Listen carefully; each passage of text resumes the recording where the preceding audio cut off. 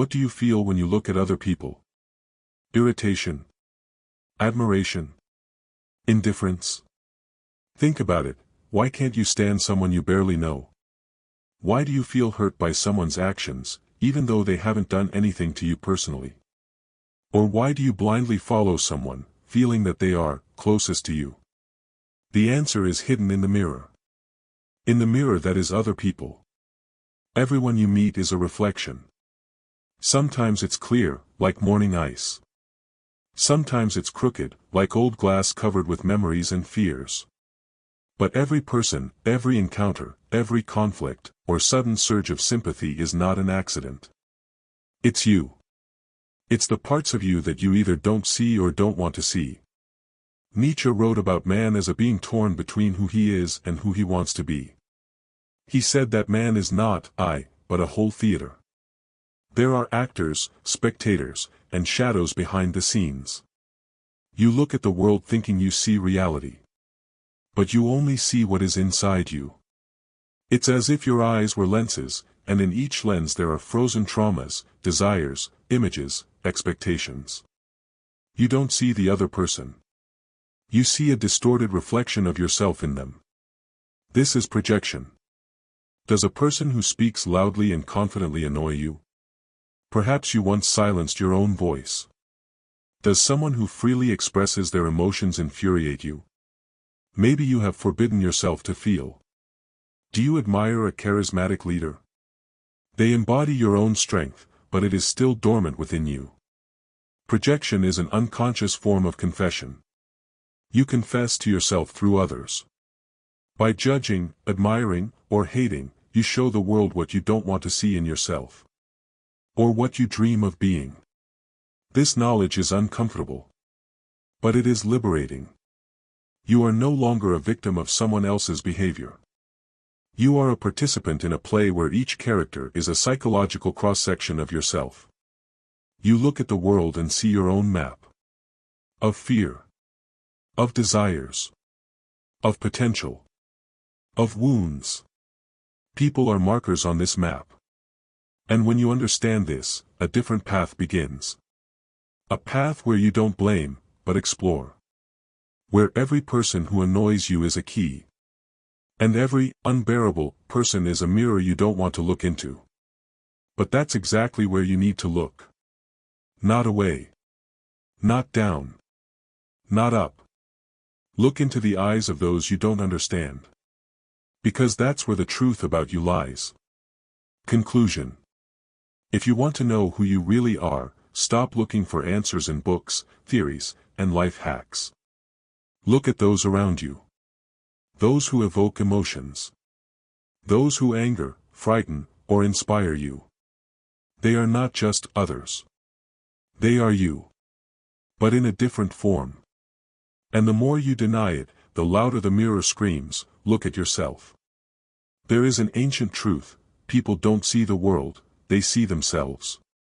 Not with their eyes. With their unconscious. You look at someone else and think, he's rude. She's arrogant. He annoys me. She's toxic. But who is saying this inside you? Do you see this person as a whole? Do you know what they've been through? You only know what resonates with you. And this resonance is not about them. It's about you. Projection is the mind's way of not going crazy. When something inside us is too strong, we push it out. We don't want to see our aggression, so we notice aggressive people around us. We fear passion, so we blame others for being promiscuous. We envy others, so we accuse them of bragging.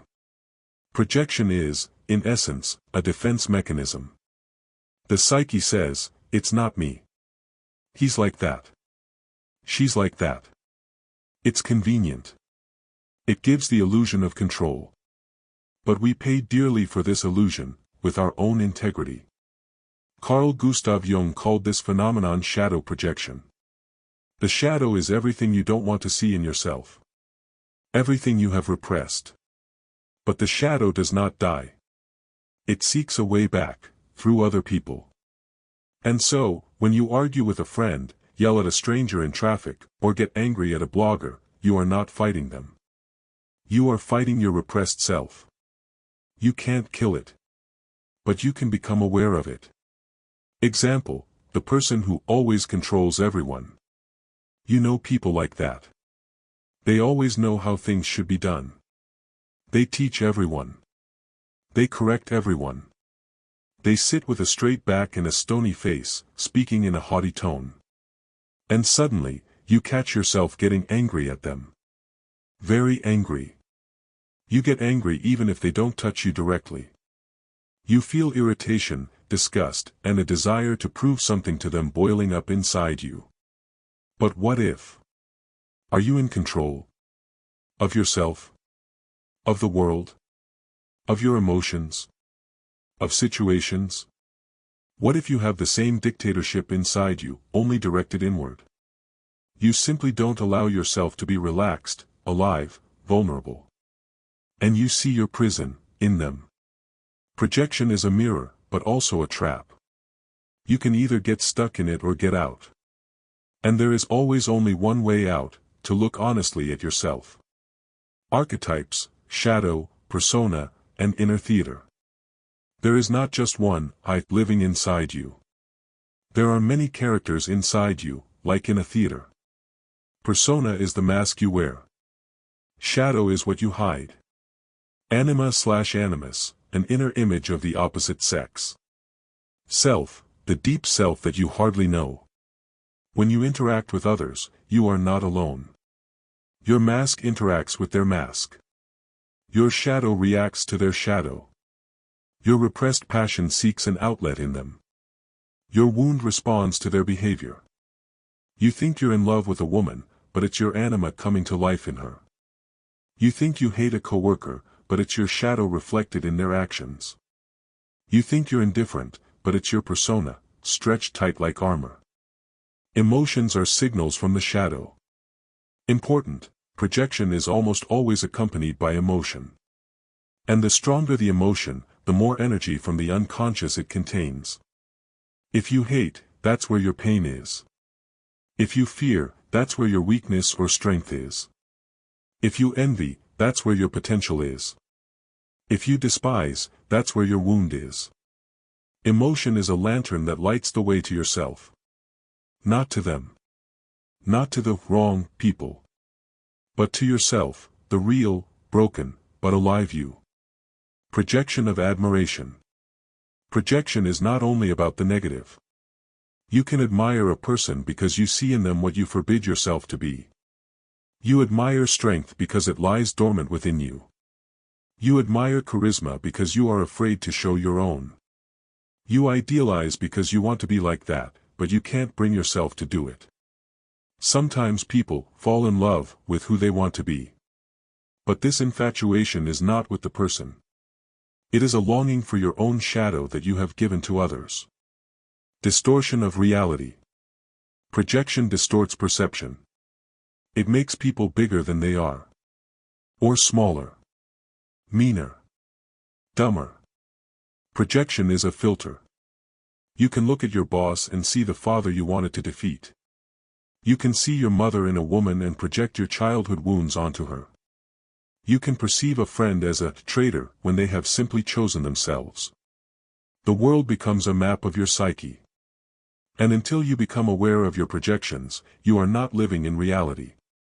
You are living in an illusion. Accepting your shadow is the path to strength. Why does the psyche project? Because it's scary to admit, this is me. It's easier to say, it's him. It's easier to blame. It's easier to dismiss. But that's not where strength lies. Strength lies in recognition. Yes, I have control. I have anger. I have envy. I have coldness. There is hypocrisy. There is a thirst for power. And, there, inside, there is love. There is honor. There is truth. There is light. You cannot choose only light. Until you accept your shadow, you will project it onto the world. And fight the phantoms created by your fear. Removing projections is growing up. When you see someone else, check yourself. Is that how they are? Or have you projected something onto them? Is that their action, or your expectation? Every time you catch yourself feeling a strong emotion, ask yourself, what does this say about me? Not about them. About me. This question is the gateway to depth. And if you are honest, you will see. You will feel uncomfortable, hurt, ashamed, and afraid. But then it will become easy. Because you will no longer be a prisoner of other people's faces. You will see people, not your projections.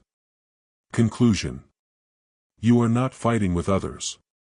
You are fighting your own shadow, which you don't want to acknowledge. You don't love people, you love the forgotten parts of yourself that they awaken. You don't despise actions, you despise the wounds in which they resonate. Projection is the voice of the unconscious. And until you hear it, you will see not the world, but a distorted mirror. You think you know who you are.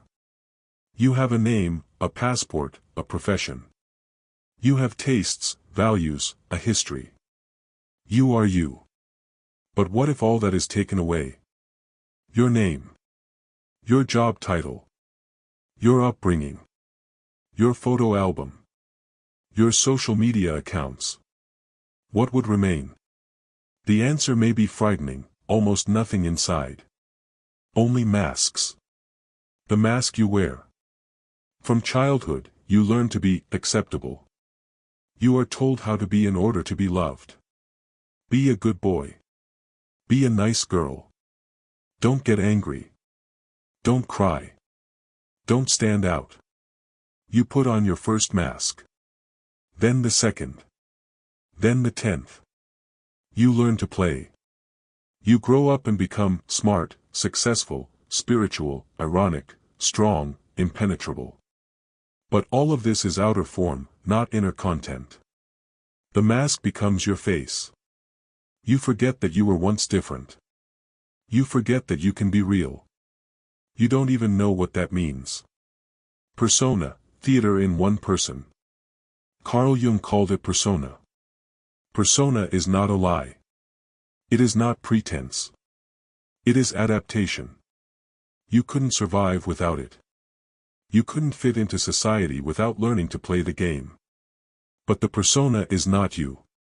It is your costume. And beneath the costume is chaos. Beneath it is the fear of being rejected, unloved. And in order not to feel this, you become an image that others will find easy to love. The illusion of authenticity. You say, this is who I am. But who told you that? Where did you learn how you should be? Maybe you're an introvert not because you're quiet by nature, but because your feelings were once ridiculed. Maybe you became successful not out of freedom, but out of the fear of being nobody. Maybe you are afraid of intimacy because you were betrayed once, and now you hide behind a mask of independence. You did not choose who to be. You adapted. That's not bad. But it's not you. The images that enslave us. Look at people. Almost everyone is an image, not a person. A woman wants to be a goddess, and loses her femininity. A man wants to be an alpha, and kills his vulnerability. An intellectual despises emotions. An empath is ashamed of boundaries. Heroes fear weakness. Cynics fear love. We are all educated slaves to our own images. We want to be someone, instead of being ourselves. Paradox, the more masks, the more emptiness. You build a facade. You decorate it. You polish your speech. You dress tastefully. You read smart books. But inside, there is silence. And not even a peaceful silence. It is deafening. There is no movement. There is no passion.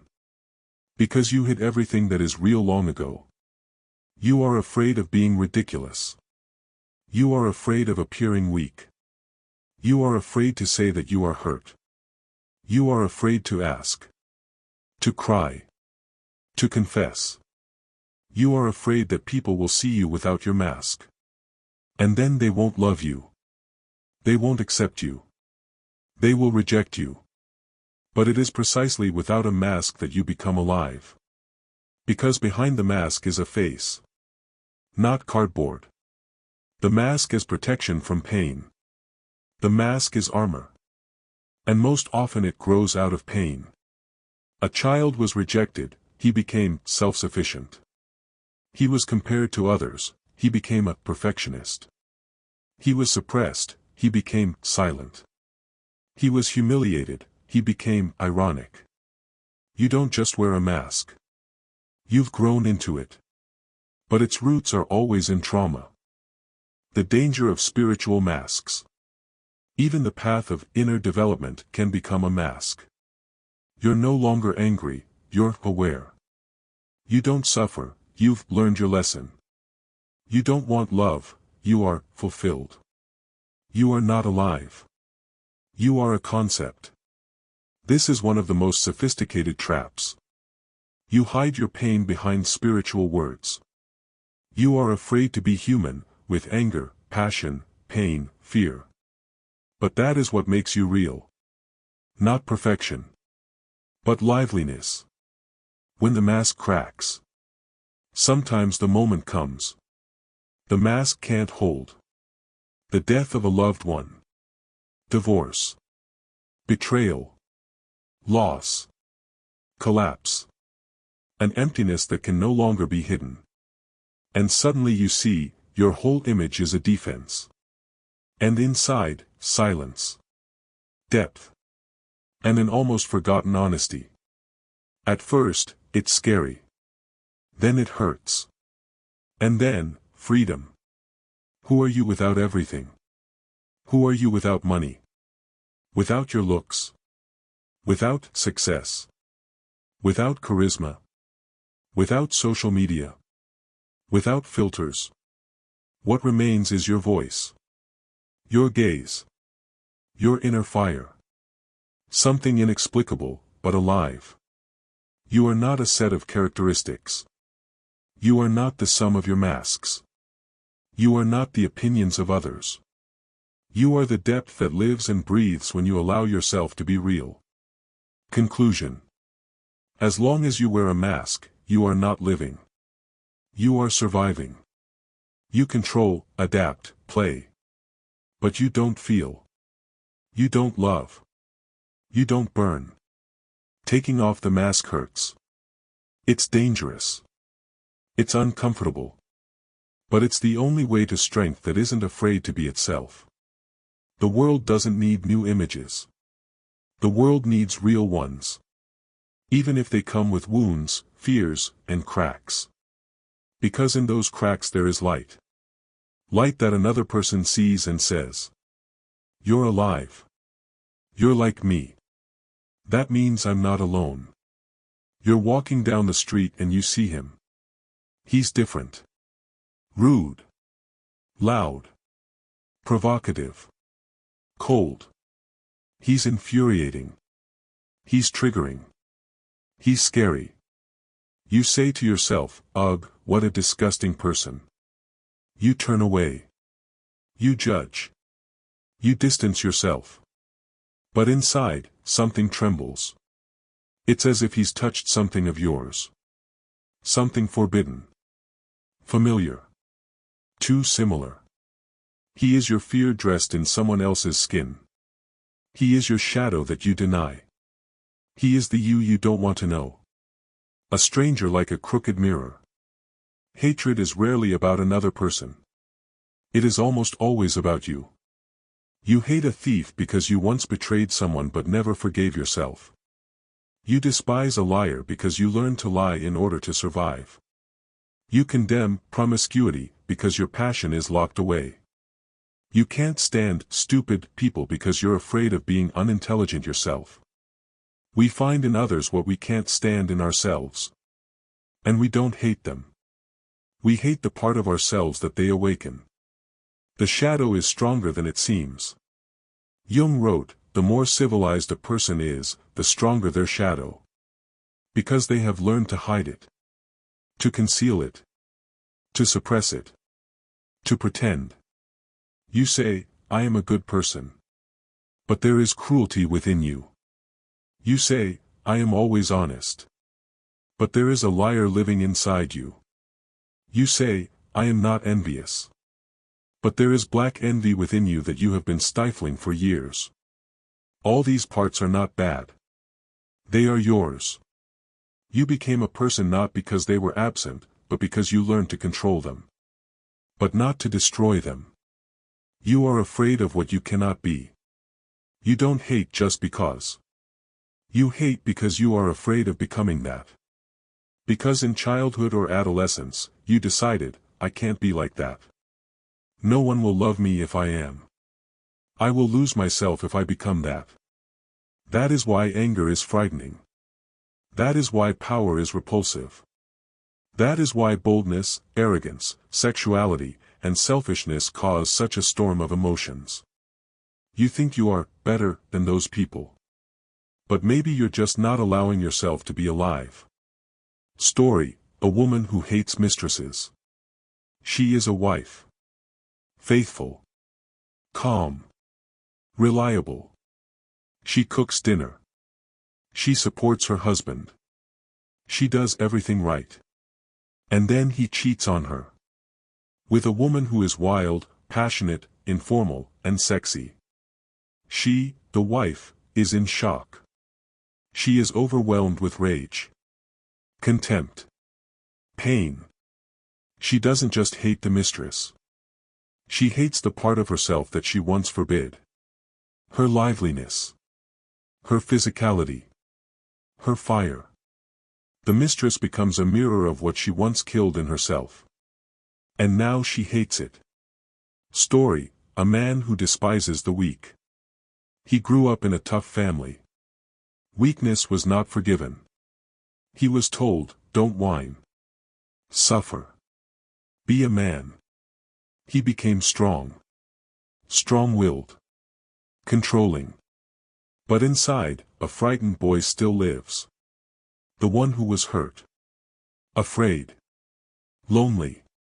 The one who cried into his pillow and dreamed of being pitied. Now, when he sees weakness in others, he is shaken. He despises them.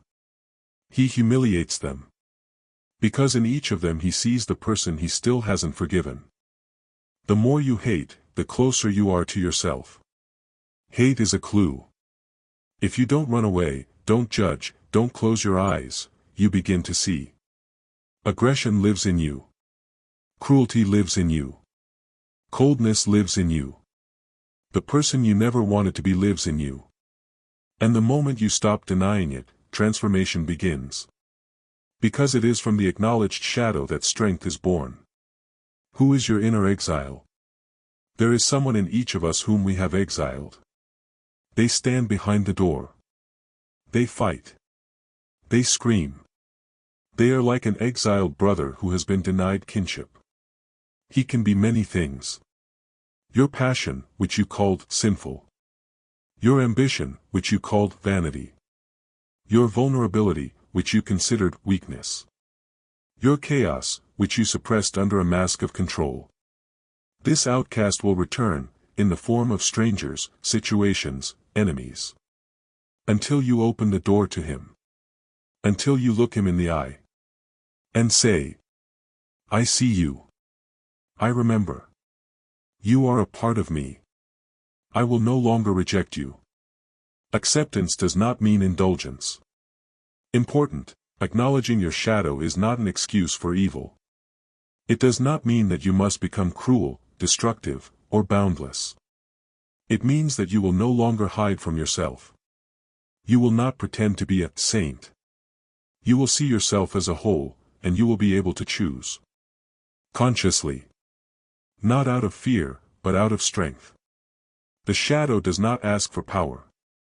It asks for recognition. It wants you to stop chasing it away. Because as long as you chase it, it controls you from under the surface. Your darkest qualities are your source of strength. What you fear in yourself can become your gift. If you dare to come closer. Your aggression is your boundary. Your selfishness is your ability to say no. Your anger is a passion that can be channeled into creativity. Your coldness is your ability to remain calm in chaos. Your jealousy is love that wants to live but doesn't know how to be free. You are multi-layered. You are not a flat fairy tale character. You are complex, contradictory, real. And that is what makes you alive. The path to depth: who you fear is where you need to go. This rule works almost every time. Where your fear is, there is your strength. If you are afraid of loneliness, go there. There you will find yourself. If you are afraid of power, it means it's time to take responsibility. If you are afraid of intimacy, it means that is where your living need for love lies. If you are afraid of being rejected, it means it's time to learn to stand on your own 2 feet. Everything that scares you shows where you are still not free. Where you are still running. Where you are still hiding from yourself. Conclusion: what you hate in others is not them, but your own repressed power. You despise not people, but your fears that they awaken. The stranger becomes a mirror. And if you dare to look into it, you will see not an enemy, but a part of yourself. The sick part. The forgotten part. The strong part. The part that has been calling you home all this time. You've probably seen it. A man with puffed up shoulders, an expensive watch, and a voice that screams, "I am powerful." A woman who is emphatically cold-blooded, perfectly controlling her emotions, saying, "I am invulnerable." People who play at invincibility, closedness, confidence. But if you stop and feel, beneath all that armor there is emptiness. Tension. Fear. Insecurity. Strength that shouts about itself is always false. Because true strength is silent. Strength is not what you see. It is what you feel. It does not need proof. It does not require confirmation. It does not need applause, titles, or platforms. Strength is when you know who you are, even when the whole world turns its back on you. Strength is when you can fall, expose yourself, admit your mistakes, and not fall apart. Strength is when you remain yourself, even in hell. The myth of the confident person. We grew up in a culture of images. We were shown what a strong person should be like. Tough. Imperturbable. Victorious. Successful. And so we learn to wear masks. Men are alpha, males, leaders, controllers. Women are unattainable, independent, always in control. But beneath these images lies scorched earth. We lose ourselves chasing an ideal that does not exist. True strength does not lie in conforming. It lies in being. Even if you are not perfect. Vulnerable. Strange. Story: a man who always held himself together. He was strong. He never complained. He ran a business. He solved problems. He kept up appearances. Everyone said, "He's a real man." But at home, he couldn't breathe. He drank at night. He couldn't tell his wife that he was scared. That he was tired. That he couldn't go on. One day, he snapped. He fell. He ended up in the hospital with a panic attack. He, the strong one, couldn't handle his own role. And only then, in his weakness, did he begin to live. He began to speak. To feel. To be real. And he became stronger than ever, because he was no longer lying to himself. Inner silence is the root of strength. There is a state that cannot be faked. You simply are. You don't have to prove anything to anyone. You feel, "I am myself. I am standing.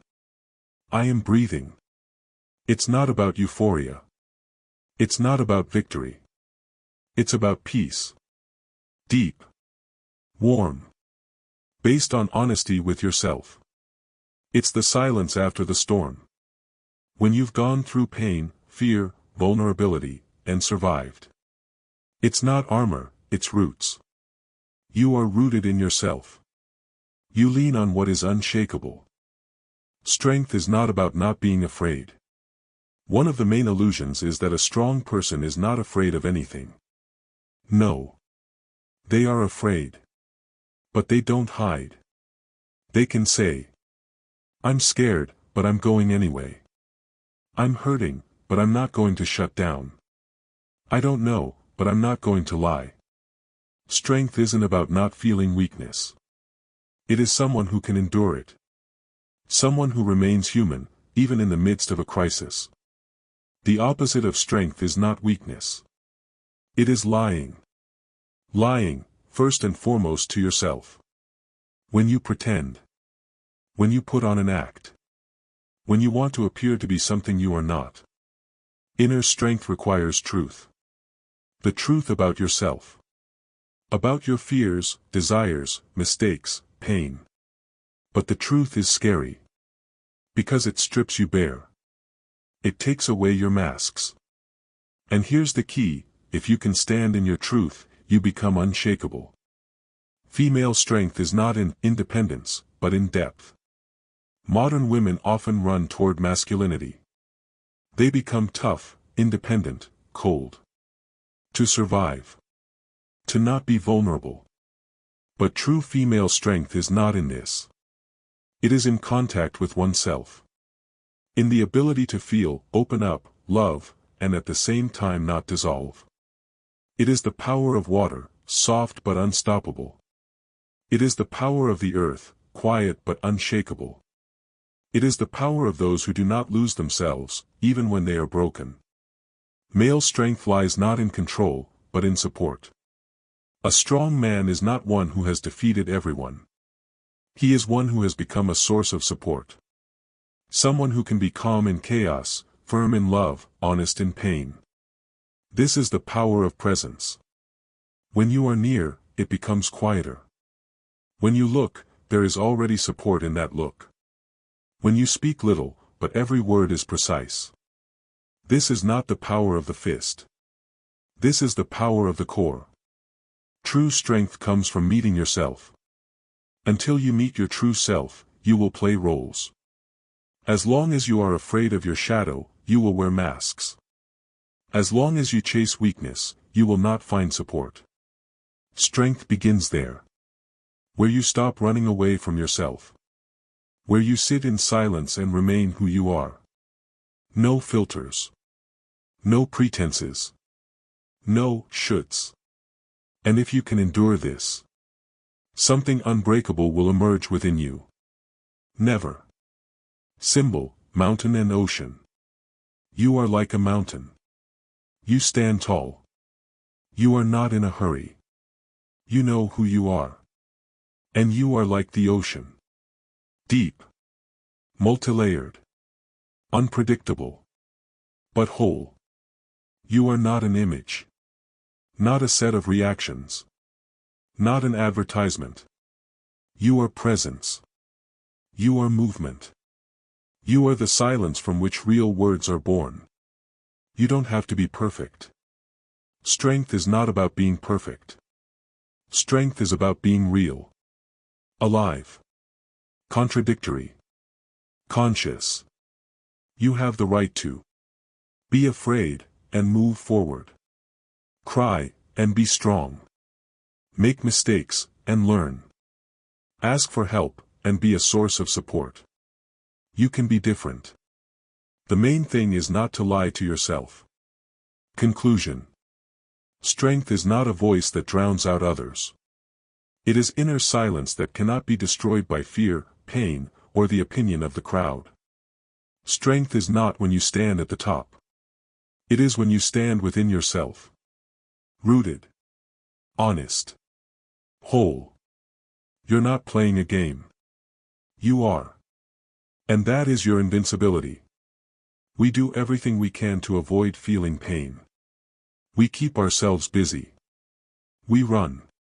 We hide in work, relationships, TV shows, alcohol, esotericism, training courses, dreams of the future. Because pain seems like the end. But pain is not the enemy. It is a messenger. It is your guide to yourself. It is the door you have been closing all this time, and behind which lies your true freedom. Pain is the truth you don't want to see. Every pain is a message. If you are afraid of being rejected, it means that somewhere deep inside you there is a deep wound that makes you feel unworthy of love. You suffer from loneliness, that means you haven't learned to be with yourself. You are torn apart by jealousy, resentment, anger, that means there is a part of you that you have rejected, but it demands recognition. Pain is the language of the soul that you have forgotten how to listen to. It does not torment you. It awakens you. We are afraid to look where it is dark. For thousands of years, people have tried to avoid suffering. They created religions where God is the savior. Ideologies where there is a bright future. Psychological concepts where everything can be worked out. But pain does not ask to be removed. It asks you to stop and listen. Sit down.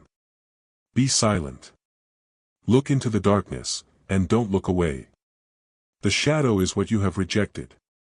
Carl Gustav Jung said. The shadow is everything you don't want to be, but that is within you. You reject anger, greed, envy, fear, weakness in yourself because they are wrong. You play the good, understanding, strong person because that's what you're supposed to do. But everything that is suppressed does not disappear. It goes into the unconscious, and there it becomes stronger. And one day, it explodes.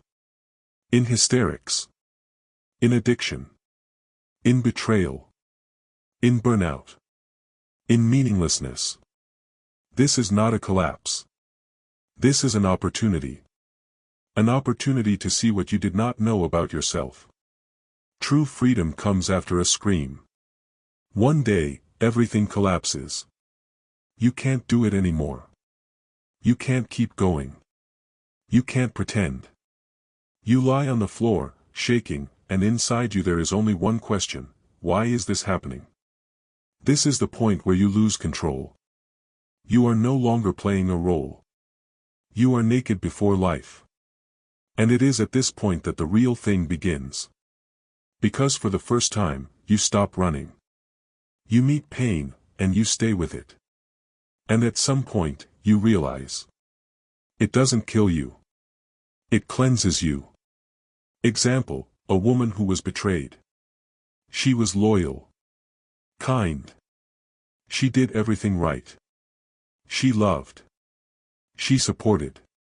She forgave. And he left. Betrayed her. Destroyed her. At first, she blamed herself. Then him. Then life. But the pain wouldn't go away.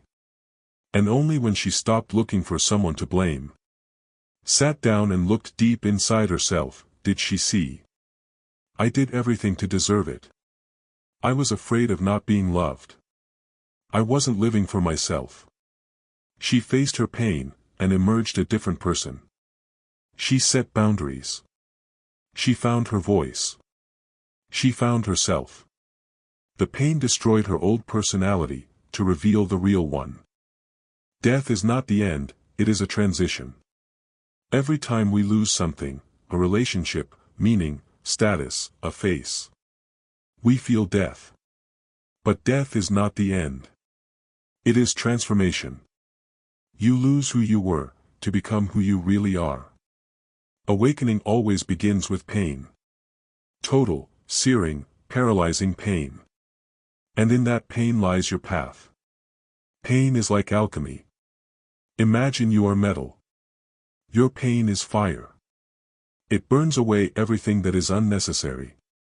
Everything that is false. All the masks. What remains is pure essence. Pain makes you real. More precise. Deeper.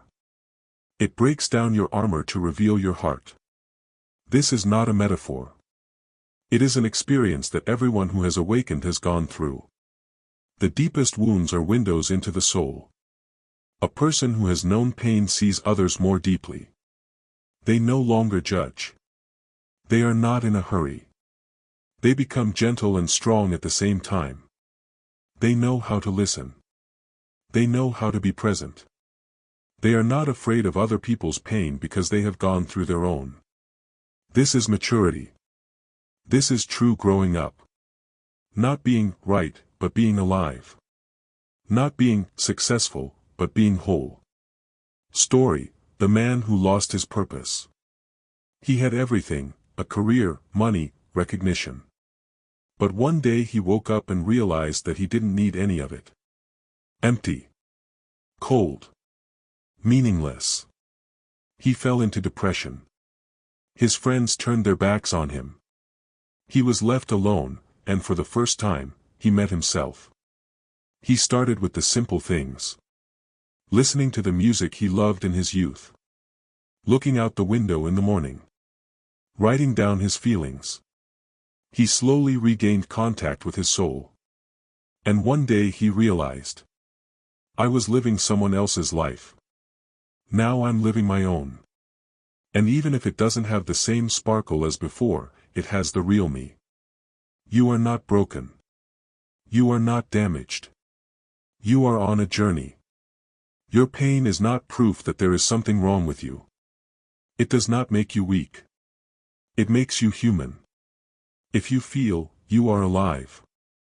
If you suffer, you are capable of change. You fall, which means you are moving forward. Every crack is a gateway to the light. Every wound is an opportunity to see what lies beneath the skin. You don't have to be okay. You have to be honest with yourself. Parable: the golden statue. Once, monks were transporting an ancient clay statue of Buddha. It cracked, and gold appeared through the crack. It turned out that inside was pure gold, hidden under a layer of clay. Hundreds of years ago, it was covered with clay to hide it from invaders. And they forgot that beneath the outer shell was a treasure. It's the same with you. You carry layers of fear, pain, protection, and images within you. But behind them is gold. And it becomes visible when you crack. Conclusion: pain is not punishment. It is initiation. You go through it like you go through fire. You burn, and you become a new you. Not who others wanted you to be. But who you always were, but didn't dare to be. You don't avoid pain. You go toward it, because you know. Behind it lies freedom.